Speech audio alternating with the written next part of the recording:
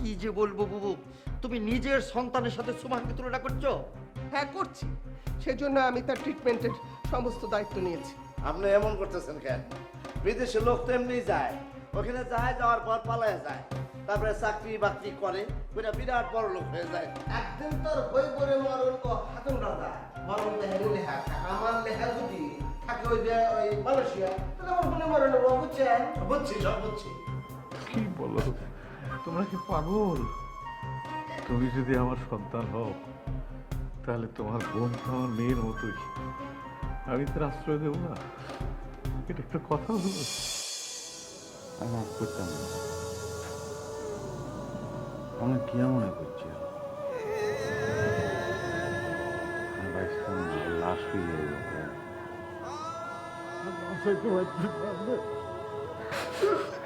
না,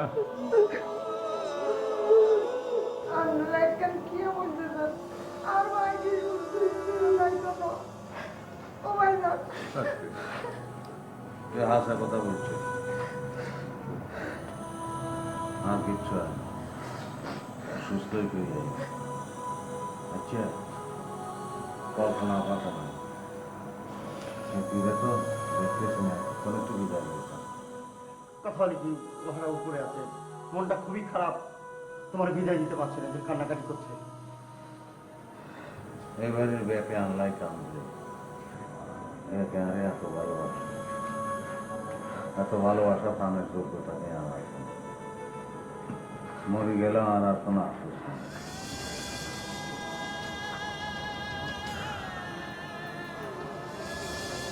তোর বাবা আইন যায় বাবা চিন্তা করো না, তুমি ফিরে আসো ভাই।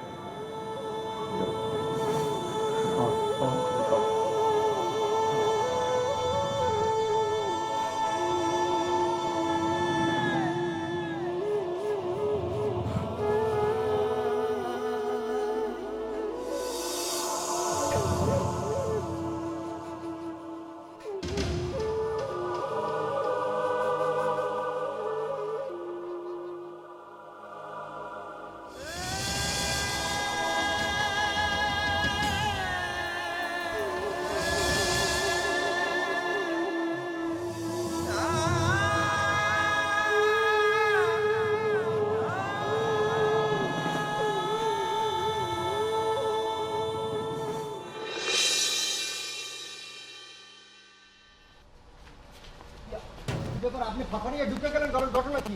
আবার একবার দেখতেছি ডাক্তারি পোশাক পরছেন, একটারও তো কোনো রকম ষড়যন্ত্র করে বাইর করছে আপনারা।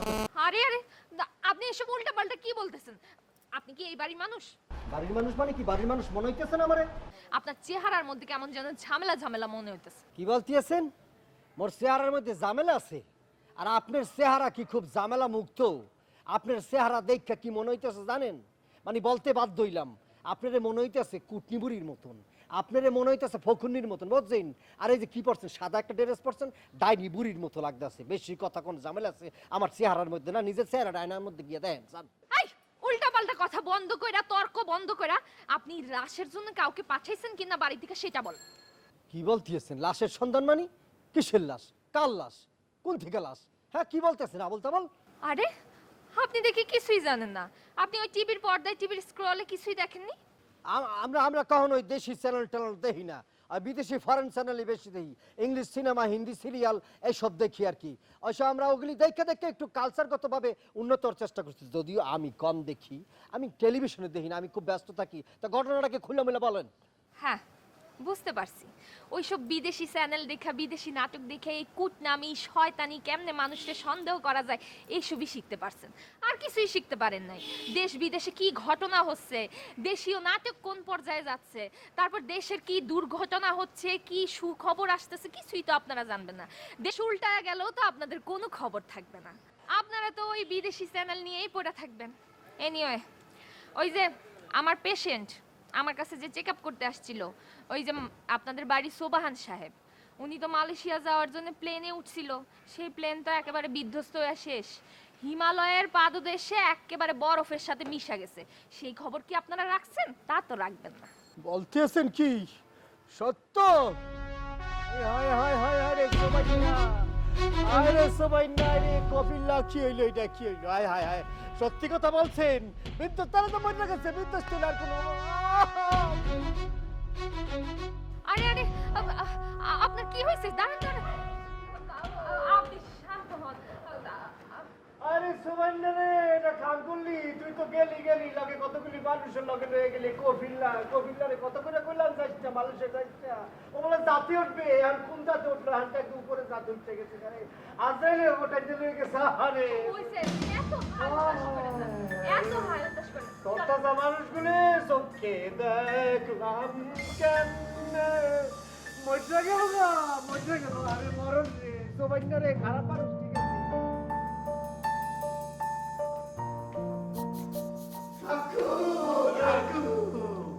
কাকু সব শেষ হয়ে গেছে সব শেষ মালয়েশিয়া যাওয়ার সময় যে খেহাদিয়া বিমানে পাঠাইছিলে এইটা এখন হিমালয় পর্বতে বরফের সাথে মিশা কাকার এত করে পেলাম পাঠানোর দরকার নাই এতগুলি চাই এখন হিমালয় পর্বতে বরফের সাথে মিশা কাকার হয়ে গেছে আরে এই পাগলের মতো কি বলছো? হ্যাঁ, বিলাপ বন্ধ করে আসল কথা বলো। আঙ্কেল আমি বলতেছি সব বুঝে বলতেছি আঙ্কেল ওই যে গতকাল রাতে ওই মালয়েশিয়া গমনকারী একটা বিমান হিমালয়ের পাদদেশে একেবারে বিধ্বস্ত হয়ে গেছে যা ধ্বংসাবস্থা হয়েছে আঙ্কেল সেখানে আমাদের ট্রিটমেন্ট করা আঙ্কেল ওই যে আপনাদের পেশেন্ট যে সোবাহান সাহেব ছিল তাই উনি কাঁদতেছে আঙ্কেল কাকু কিছু মনে করবেন না সুবর্ণা দুষ্ট প্রকৃতির লোক আমার অনেক চালাইছে তারপর মানুষ মরে গেলে তো ফুলপুরে কান্দ নাই একসাথে ছিলাম ঝগড়া করছি বিবাদ করছি তারপরও কেমন জানি লাগ দিয়েছে মানুষটা নাই মরে গেল তাও মনে করে দেখতে আর মনে এক করে হিমালয়ের বরফের নিচে মনে করে বরফ মানব হয়ে যাইবে এটা মান্য নিতে পারতেছি না বলো কি? আমি অবশ্য টিভি স্ক্রলে বিমান দুর্ঘটনা নিউজ দেখেছি কিন্তু ভালো করে খেয়াল করিনি। আর ওই বিমানে সোমানরা ছিল? আশ্চর্য। তাহলে এখন দেখি একটা ফোন করে কনফার্ম হয়ে নি। করেন দেখেন যদি আহত হয়ে তাকে ধরতেও পারে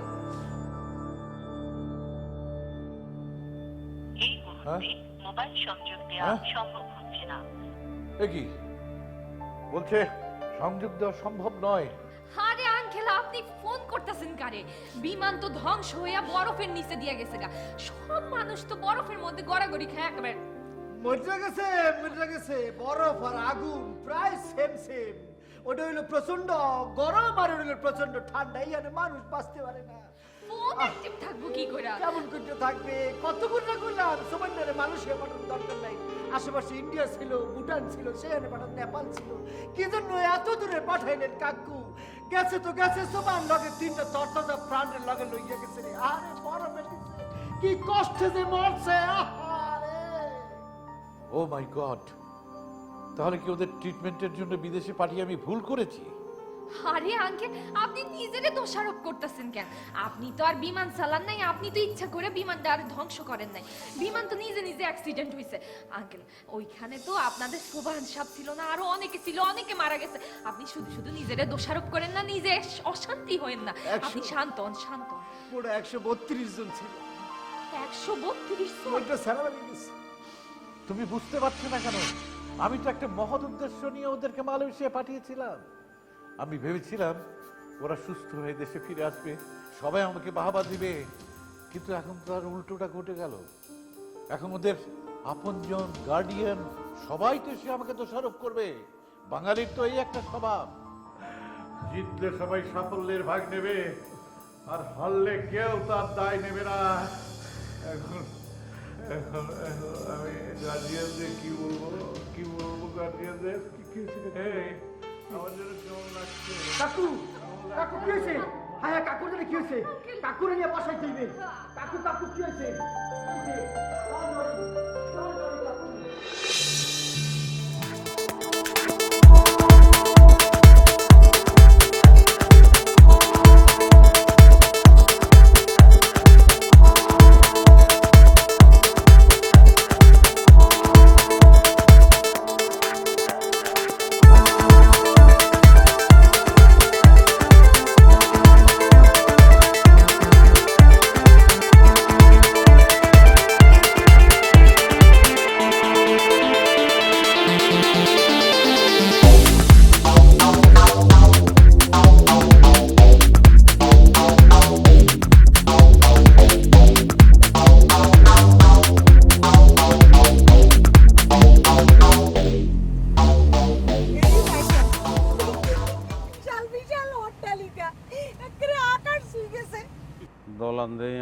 আসেনি, আমি 3.5 হাতের হিসাব করতেছি। কথা হলে কি এরকম করে বানিয়েছে না, এটা আর কি বলবো। যাই হোক, একটা ট্রিটমেন্টটা হইলে। আল্লাহ আল্লাহ তুমি আরে মাফ করে দাও, আল্লাহ তুমি আরে মাফ করে দাও। অনেক অন্যায় করি ফেলছি আমি, আল্লাহ আপনি আরে মাফ করে দেন আল্লাহ। হ্যাঁ টেনশন করে না, জেনে আসি না, আল্লাহ চিকিৎসা করলে হেরে দেবো। আমি আল্লাহর কাছে দোয়া করতেছি, সবাই দোয়া করতেছে, টেনশন করেন না। আপনি কোনো চিন্তা করিয়েন না ভাইজান। এরিও এ ভাইজান, আন্নে তো ওই হসপিটালে চাকরি করেন কেন? আচ্ছা, এখানে যদি আমার ভাইয়ের চিকিৎসা করায়, আর ভাই ভালো হইতো না? ভালো বেশ, এটা হলো Prince Court Medical Centre in the world 5 number hospital. এটা উন্নত মানের চিকিৎসা, 100% ভালো হয়ে যাব, সুস্থ হয়ে যাবো গা। ভালো হইতো না কে রে? ভালো হইব। ঠিকই বলেছে। দেখছেন বারে ভাইজান? বারে পরর বন্ধা নেই বাড়ি তো তোমার না, তোমার বাড়ি কবর বাড়ি, মাটি হইব ঠিকানা, ডাইনে মাটি ভাই, বাই। উন্নত মানের হসপিটালে আসছেন, প্রিন্স কোট মেডিকেল সেন্টার খুবই উন্নত। চিকিৎসাটা করে যান, সুস্থ হয়ে যাবেন, কোনো সমস্যা হবে না। ব্যাগি মিলি বলতেছে আন্নে সুস্থ হয়ে যাবেন। আন্নে কিল্লে এত টেনশন করতেছেন? ঠিকই বলেছে, দুলাভাই তোমাকে পাঠিয়েছে না, দুলাভাই বলে দিয়েছে, সমস্যা নেই। আর এই যেখানে যে বড় বড় বিল্ডিং আছে না, সেই বিল্ডিং এর মতো চিকিৎসাটা উন্নত আছে। মামা আপনি এত এত কথা কইতেছেন কিল্লাই? ভাইজান, আন্নের কি ব্যথা করে নিয়ে? অত্যন্ত কেরম জানি লাগে রে। ও বাবা, আন্নের কাছে পানি আছে নিয়ে? এই যে তুলে দেন, তুলে দেন। ভাইজান, আন্নে একটা পানি খান। পানি খেলে যদি ভালো হয়ে যেত তো ঢাকায় বসে ভালো হয়ে যেত। আমি কি তাই বলছি নি? সন্তানের বাচ্চা হাতে এরম করে সালাই গিলে দেখছেন জাকি লাগলে আর ব্যথা করে, আপনি হাতের একটু বুঝাই করেন। আমি বলি, পুরি দেন তো, তোমাকে বাংলা ভাষা বলতে পারে? বাংলা ভাষা বলতে পারেন, আমি বলে দিচ্ছি। স্লো স্লো, হ্যাঁ, জ্বালান স্লো স্লো। ওকে ওকে ওকে। জ্বালান মানে দিয়ে জ্বালান মানে চলতেছে, যা লাগ না, প্লান প্লান আস্তে আস্তে। হ্যাঁ, প্লাং প্লাং। কথা লিখে ভাইলে আসো ভালো, এই যে আমরা খাতা কলম নিয়ে আমরা শেখা শুরু করে দিই, তারপর যেখানে আপনি কথা ফ্ল্যাং ফ্ল্যাং বলেন। ঠিক আছে তাই শিখছি আর বুঝছেন ফ্ল্যাং ফ্ল্যাং শিখি বেলাইছি। বালা কইছেন, আন্নের মনোযোগ না অন্যদিকে রাখি দেন, হ্যাঁ, ঠিক বলছি। তাইলে আর আন্নের ওই বুকে ব্যথা করতে না।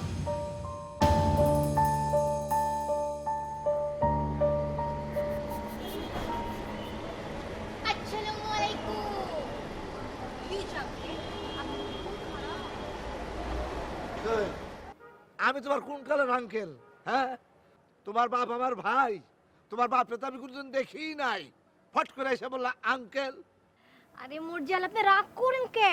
আর বাবা, আপনি আমার থেকে বয়সে কত বড় না, আমি কি আপনার নাম ধরে ডাকতে পারি? এর লেগে আঙ্কেল ডাকছি, বুঝে না? তাই বলে তুমি আমার আঙ্কেল বলবা?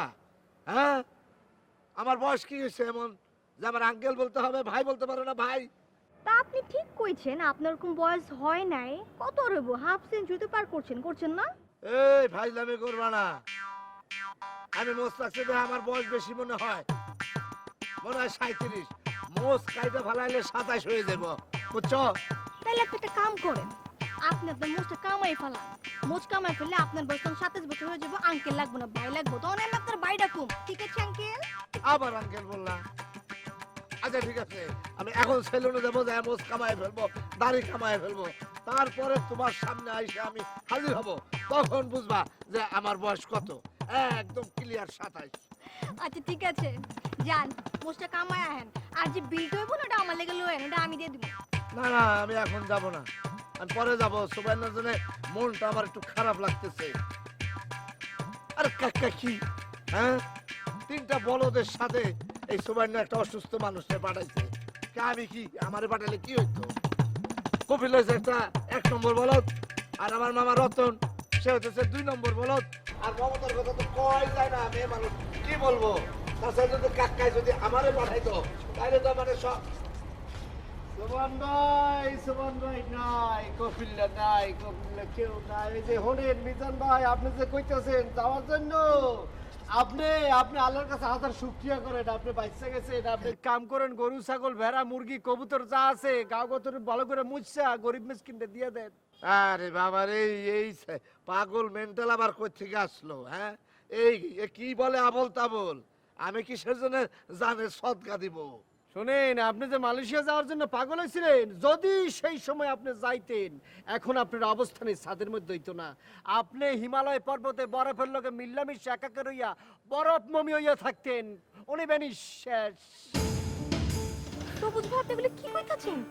হিমালয়ের বরফে লাগা গলে পড়ো মানে কি হইছে? ওটা হলো পাহাড়ি একটা, কিন্তু ওইখানে বরফ জন্মা বরফের পাহাড় হয়ে গেছে। সেই জায়গায় বিমানকে টক্কর খাইছে কপিল, সোবান, মমতা, তারপর রতন মামা। সেইখানে সলিল সমাধি হয়ে গেছে, বরফ সমাধি। এটা আনা সম্ভব না, শেষ।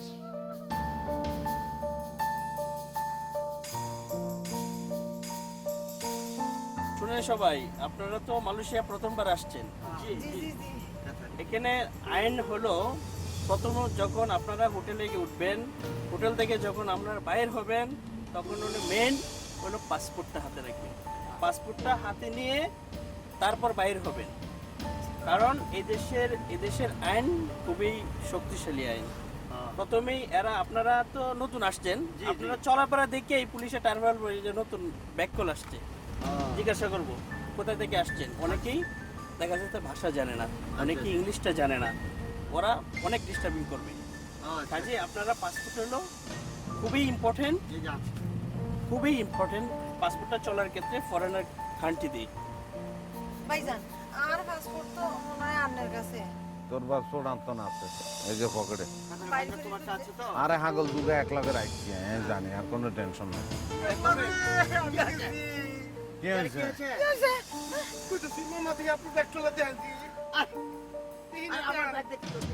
হ্যাঁ তো কি আর কি?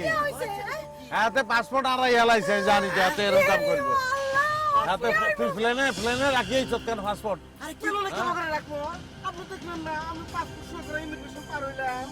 ইমিগ্রেশন অফিসারের কাছে তো তুই পাসপোর্ট ফেরত বলছিলি আর মনে কর তুই কি করছ জানোস? বেল্টের তো যখন মাল লইছ তখন উদ্ভুত হইছ না, পাসপোর্ট বেল্টের মধ্যে পড়ে গেছে, বেল্ট ঘুরি ঘুরি পাসপোর্ট প্লেনে উঠে গেছে।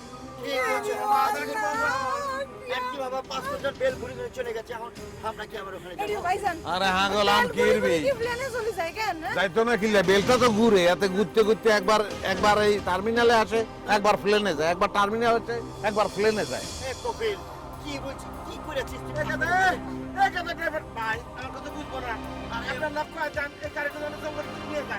জঙ্গলে গিয়েছি আমি জঙ্গলের মধ্যে পলে থাকবো, আপনারা চিকিৎসা করেন, পুলিশ ধরে আমাকে হাসপাতালে নিয়ে যাবো। জঙ্গল লাগবে না, শতানের বাচ্চারে লাথি মারি এনে হালাই দিয়ে হাতে আড়াইছে কিলে পাসপোর্ট, হাতে কিলে পাসপোর্ট আড়াইছে। না না না, হাতে হালাই দে, হাতে লাগি ব্যাগে। ওরে বাবা, ব্যথা করে, ব্যথা করে। এই শতানের বাচ্চা আরে মারি হালাইবো, হাতে মারি হালাইবো, হাতে